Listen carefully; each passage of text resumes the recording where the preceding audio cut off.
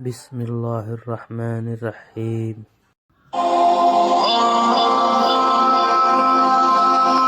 ایک مرتبہ اللہ کے نبی حضرت عیسیٰ علیہ السلام اپنے ساتھیوں کے ساتھ چل رہے تھے۔ اتنے میں آپ کے حواریوں نے کہا، اے عیسیٰ ابن مریم، کیا آپ کا خدا آسمان سے کھانا اتار سکتا ہے؟ تو یہ سن کر اللہ کے نبی حضرت عیسیٰ علیہ السلام نے فرمایا، اے لوگو، اگر تم مومن ہو تو اللہ سے ڈرو۔ تو انہوں نے کہا، ہم تو اپنے ایمان کی تازگی کے لیے عرض کر رہے ہیں تاکہ ہم اللہ کی قدرت کو دیکھیں اور پیٹ بھر کر کھانا کھا کر اپنے ایمان کو بڑھائیں، اور وہ لوگ جو کفر پر ہیں ان کا ایمان بھی آپ پر ہو جائے گا۔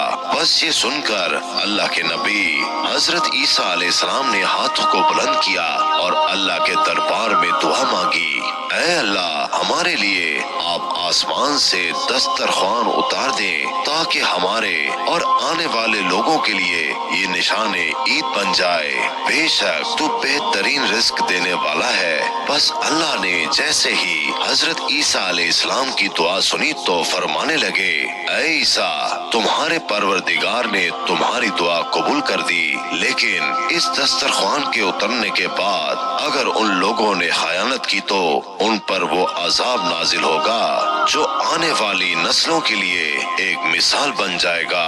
ابھی یہ الفاظ مکمل ہو ہی رہے تھے کہ اتنی دیر میں آسمان سے فرشتے دسترخوان اتار کر لے آئے، جس میں 7 مچھلیاں اور 7 روٹیاں تھیں۔ بعض روایتوں میں ہے کہ آسمان سے مچھلی اور گوشت اترا، اور کچھ روایات میں ہے کہ ایک بڑی مچھلی خوب پکی ہوئی اور قسم قسم کی سبزیاں اور روٹیاں دسترخوان پر موجود تھیں، اور ایک روٹی پر روغن زیتون، ایک پر شہد اور ایک پر گھی، ایک پر پنیر اور ایک پر گوشت کی بوٹیاں تھیں۔ جیسے ہی حضرت عیسیٰ علیہ السلام کے حواریوں نے اس نورانی دسترخوان اور روٹیوں کو دیکھا تو ان میں سے ایک، جس کا نام شمون تھا، جو اپنی قوم کا سردار تھا، کہنے لگا کہ اے روح اللہ، کیا یہ دسترخوان دنیاوی کھانوں میں سے ہے یا آسمانوں کے؟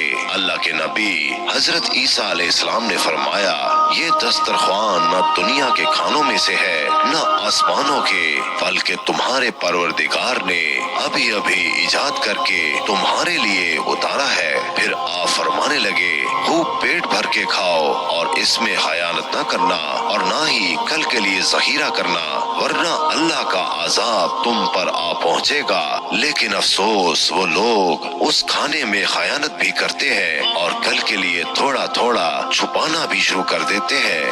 بس جیسے ہی رات ہوئی سب پیٹ بھر کر سوتے ہیں اور اللہ کا عذاب ان پر آ جاتا ہے۔ اب جیسے ہی سورج طلوع ہوا تو ان میں سے کچھ خنزیر تو کچھ بندر بن جاتے ہیں اور ادھر ادھر بھاگنا شروع کر دیتے ہیں اور اپنے آپ کو نوچتے رہتے ہیں۔ اللہ کے نبی حضرت عیسیٰ علیہ السلام نے جب ان کو دیکھا تو اللہ سے دعا کی کہ یوں